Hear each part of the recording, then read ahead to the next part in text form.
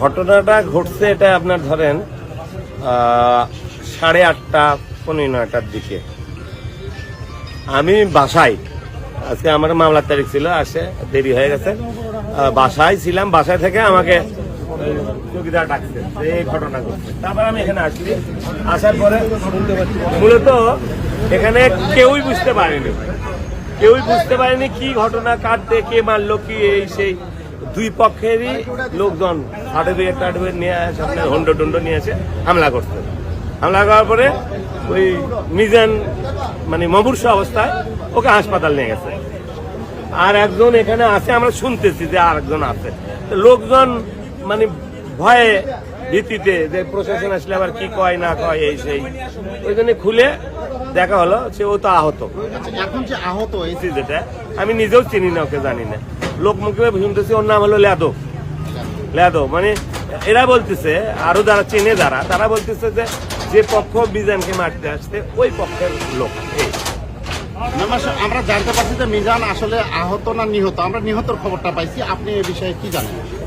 আমরাও নিহতর খবর জানি, এখন কনফার্ম হলাম যে ওই এসআই রোমান ভাইয়ের কাছ থেকে কনফার্ম হলাম ওখানে ও ডেট।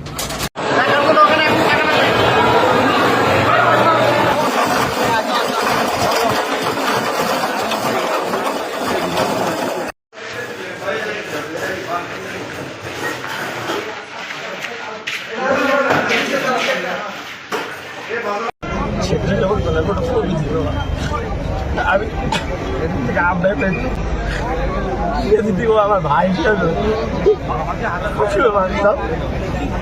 এই আন্দোলন সংগ্রামে তখন যা যেটা বলেছি এটা নির্দ্বিধায় ও করেছে। কখনো সে আমার কখনো ওর মুখে না শুনি দেখবো এইটা আমি পারবো না, কখনো হতে চাইনি ভাই।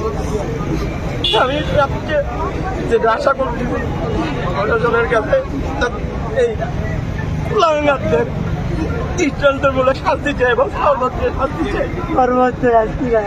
এটাই আমার চাওয়া। আমি ছিল আমার হিসেবে আমি দেখছি আর কিছু চাই না। আমি আমার পরিবারের যত যা কিছু হেল্প লাগে আমি যতদিন পর্যন্ত স্বেচ্ছাসেবক দলের ডাকি আমি ওর পরিবারের পাশে সবসময় থাকবো। সংগঠন থেকে কর্মসূচি থাকবে, সংগঠন থেকে অবশ্যই কর্মসূচি থাকবে, সেটা আপনাদের পরে জানাবো। আপনি কেউ পরিবার আপনি কেউ লাইক করেন ভাই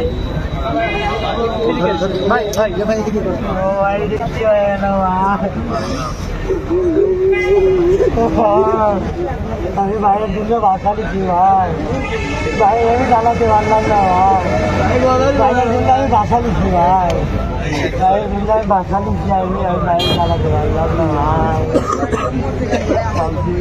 আমি তো চালাতে পারলাম না ভাই, আমি বাসা দিচ্ছি ভাই, ভাই আমি বাসা দিচ্ছি ভাই, নতুন বাসা দিচ্ছি ভাই, আপনি আমার কাছে আসছেন ভাই, আমি চালাতে পারলাম না ভাই।